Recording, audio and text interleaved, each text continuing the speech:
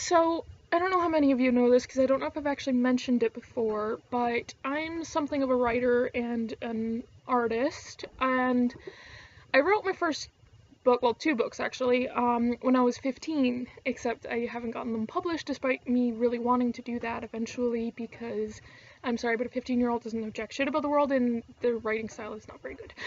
Or maybe not all 15-year-olds, I'm sure there's some prodigies out there, but myself as a 15-year-old, I had some really weird views of the world and my writing skills just weren't up to par.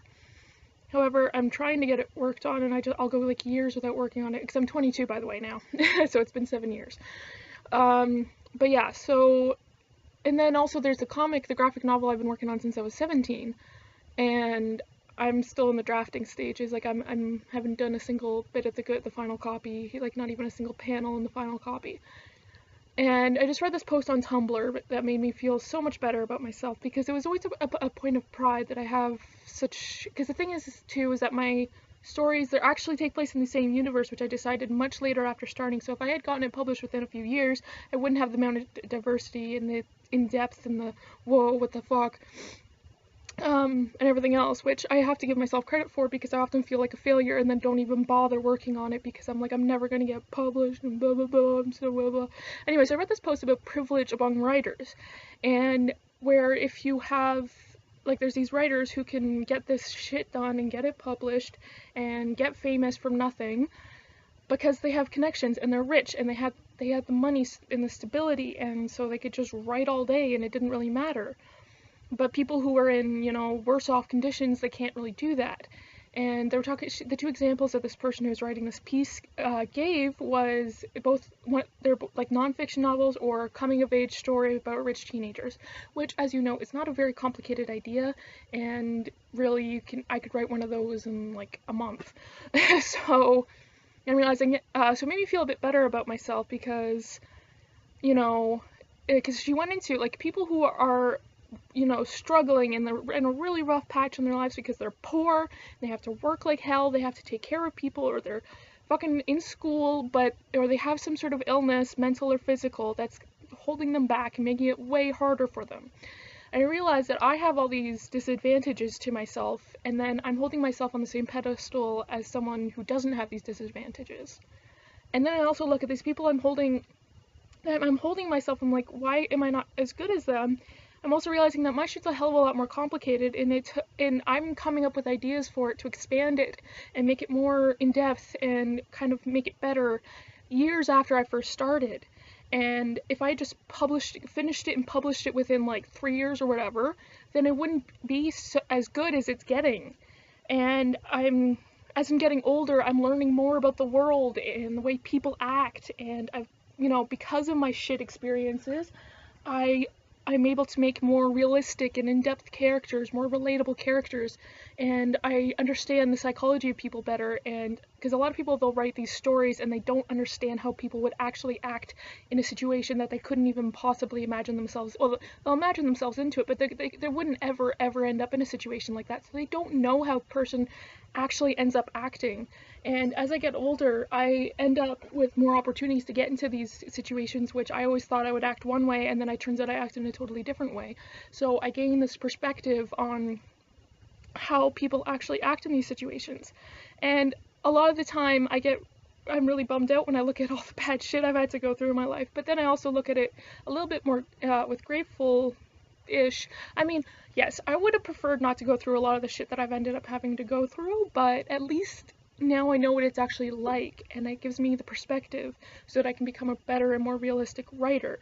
Because the thing is that, and also with time, I'm gaining more artistic ability, and so that my comic won't be like shit poorly drawn, it'll be actually pretty decently drawn.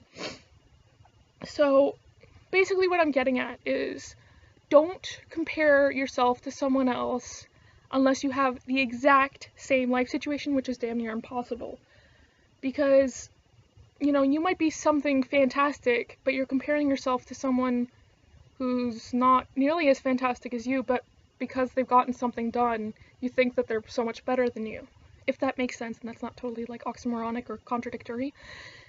But yeah, sorry, I've been feeling like shit for a while and I've been trying to get it done, but I'm suffering with I'm in a really rough patch of my life, and because the thing is with my comic book, the main character's is her 23rd birthday at the beginning of the comic book, and I wanted to get the thing published, and when I first started writing it, I wanted to get published by my 23rd birthday, and I'm 22 now, so obviously that's coming up. Granted, it's January, my birthday's in December, but I don't think I'll go from being about like 2/3 through the rough draft with a shit ton of notes all over the fucking place, to completely finished copy in less than a year.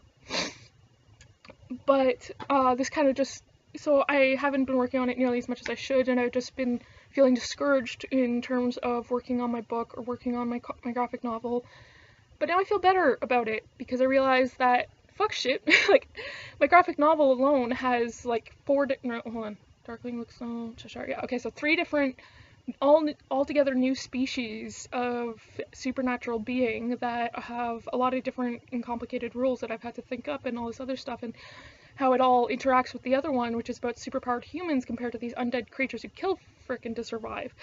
And, you know, and how that all interacts, and the fact that my characters are so diverse, and I have to, you know, explore each one, and the fact that I've come up with like backstories for all of them, and I'm like, okay, we're gonna have 2 books, and then we're gonna have a shit ton of prequels, and then we're gonna have spin-off novels and all this other stuff.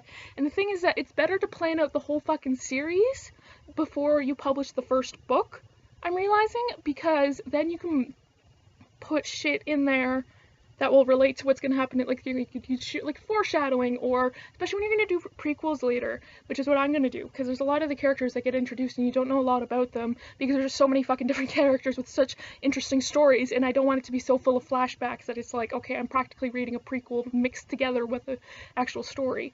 So you know, I'm gonna have a shit ton of prequels, and the fact that like I'm exploring all of these characters, like every single one of my characters, even if they're only on there for a short period of time, because I'm planning on writing a prequel about them. Because the thing is that I'll come up with an awesome character, and I'm like, man, I'm only planning them to be in like the very end of the book, but they're fucking awesome. Like this character I've been doing lately, because the first end of the big climax is this huge like fight, and they got to get this like team of supernatural mercenaries in there, and like, you know, and I'm exploring all the different characters of that supernatural mercenary team, and there's this one that I freaking loved, and I'm like, man, she's only gonna be in there at the end of the book to kind of come in with their team to save the day and shit, and then there's a few other characters and where I'm exploring them, and I'm like, man, I'm totally planning on doing prequels on all the characters of the team, and then a couple spin-off novels of just the team and their adventures.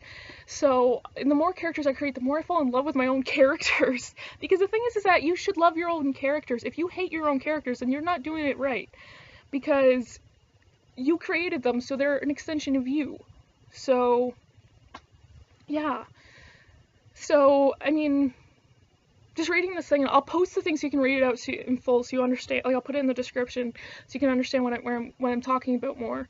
But don't compare yourself to others. Like, I know people say that all the time, but realize that they have different advantages and privileges that you don't, and your story or whatever you're doing is different for you, because it's different in general, especially when in the creative field, because first of all, some people, they got all sorts of advantages. Like me, I didn't get to start early as far as getting training or whatever, because my family was all like, you got to do math and science too, because my dad's an aerospace engineer, my mom's an accountant with a background in biochemistry, and my brother is a freaking calculus physics genius who's gonna go on to be a teacher and that shit, and like a college university teacher and that shit, because he realized in post-secondary studying that, and he was tutoring like 60 kids a semester, that he really liked teaching. But anyways, so I didn't really have that encouragement, so I didn't really learn to draw very well. I was all self-taught until like I was getting to my late teens, early 20s, and people don't, like, it's like, how do I, but yeah, so I didn't have that same, I was writing because being a writer was such a huge part of me that I had to write this shit down, and when I was a teenager, it was really my only escape. I would spend like most of my free time writing. And now I don't spend nearly as much free time doing that, because this is when I was like a teenager. This is before a lot of my mental illnesses manifested. and like the more severe ones. So I'm judging even my younger self, and I'm like, why can't I be like my younger self? And I realize my younger self, who was writing several hours a day, managed to finish a book in a month. Although at the time it was it wasn't nearly as long as it is now, and it wasn't nearly as complicated. But anyways, you know, she didn't have to deal with bipolar or possible BPD, and she didn't have to deal with anxiety nearly as badly as I have it now, and she didn't have to deal with insomnia and all these other issues that I have now that I didn't back then. So even comparing myself back then is kind of stupid. And I'm sorry, I just had this huge epiphany, and I'm like, you know, I'm gonna share it with you guys because it is a really important epiphany. So yeah, it's actually made me feel a lot better and a lot less discouraged, because part of why I would go so long without working on it is because I would give up on my stuff, even though people who have read even early drafts of it have freaking loved it, and they said, you have to keep working on this because it's a really cool idea. I love it. I want to hear more. And practically everyone who's read it says, this is really good. I want to hear more. I want to read more. So except I ignore that encouragement because I get so discouraged by how long it's taking me to make it. But I realized, like, if you think about J.R.R. Tolkien, I'm sure, I didn't actually look it up before making this video, I probably should have.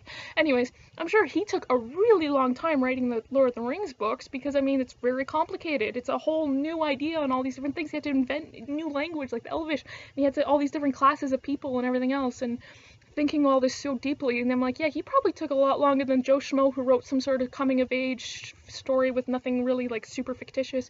Like, everything's fictitious, of course, but, like, nothing, like, supernatural or sci-fi or whatever, like what I have in my books. And I well-research everything, like, I have so much more information in my brain than I did even a year ago, let alone 7 years ago. So it's better that I'm taking the time, because the thing is that I'm like, it's not impressive when you think about how long it's taken, but it's kind of when you realize how young I was when I started, it's important and impressive, and that, yeah, I needed to take the time to learn more about life. Because because the thing is that, yes, teenagers, I'm not saying you can't write a book and that you don't have the ideas. It's just sometimes you don't have the life experience to know what people are actually like. And by that, I mean, I always thought that if I got into an adverse situation with, like, a fight or, like, someone's getting beaten up or something, I'd be able to step in and say, hey, asshole. But I actually got into that situation and I froze. And I didn't know what to do. I saw this guy pummeling this other guy, banging his head into the concrete. And I'd actually come out from my apartment because I saw it happening from my window, and I came down from my apartment. I brought a monkey wrench because I planned on using it for some reason, but as soon as I got there and I saw him slam his head into the concrete, I froze. And I took a few steps back, and I happened to see a patrol car coming down, because this was back when I lived in a really shitty part of town. I lived in, like, a sketch-ass part of town, and there was always police cars going by, because, look, and for this exact reason, I saw the police car, and I was just kind of like, I just waved and pointed, and then I just kind of stood there as they went and dealt with it, and then I went back to my apartment, and I was like, it shocked me about myself, because I always thought I would be way more badass in situations like that, and I was all planned and I was all badass, but the second I actually got to the situation where I would actually have to step up to the plate, I froze, and I couldn't do anything. And I'm the kind of person who has, you know, the fight, flight, or freeze response. I'm the fight response to the point where I'll, like, freaking attack and like things that aren't actually harmless. Like, I've hit my laptop because of a jump scare. I punched my mother in the fucking face before because she jumped out at me as a joke. And, like, you know, the whole, like, oh, guess who? Like, if they surprise me, I've freaking elbowed friends in the gut to the point where, like, they're on the floor and they can't breathe because I knocked the wind out of them. But I got in that situation and I froze. So people always think that they're gonna be so badass and whatever. Like, freaking Mirai Nikki, Future Diary, that anime, everyone gets mad at the kid because he can't fight back. And I'm like, he's lived his whole life sheltered. He does not have that kind of mental capacity, whereas she does, because she's lived her whole life freaking tortured. So it's, you don't know, and they always say, well, I think if my life was on the line. No, you don't understand how you're going to act in these situations until you're actually in these situations. And my revisions to the story have made it way more realistic, because at first, because the story starts out with her being, you know, kidnapped and experimented on, and at first I had it so she was all snarky and everything else about it, but I realized after I got into some shitty situations, which didn't happen until after I was like 19 years old, and some really scary, shitty situations where I didn't know what to do, I realized you get fucking scared. You don't act all snarky. You're just kind of like, please don't kill me, because she like got kidnapped, knocked out, and then she woke up strapped to a chair. You wouldn't be fucking snarky. You'd be fucking terrified. So I rewrote it like that, and even my writer's craft teacher told me to rewrite it like that, and I was like, alright. And then I ended up in situations like, yeah, okay, I'm gonna rewrite it like that. So I'm putting it in a far more realistic and more, and this video is getting really long. I'm sorry, I didn't mean to talk about myself so much, but you get the idea that stop comparing yourself to other people and realize that sometimes you need more life experiences, especially if you're a writer, because you don't understand how the world works. You might think you know, and I swear to God, teenagers, I did it myself, I'm guilty of it, and I'm not getting mad at you, and you might know a lot more than I did as a teenager, but I thought I knew exactly how the world works, but the older I get, the more I realize I didn't, and I don't know still. So even though I've gained way more information and way more knowledge and wisdom and blah blah blah, I still don't know how the fucking world works. Anyways, thanks for the ridiculously long video. Thanks for watching this ridiculously long video about myself mostly.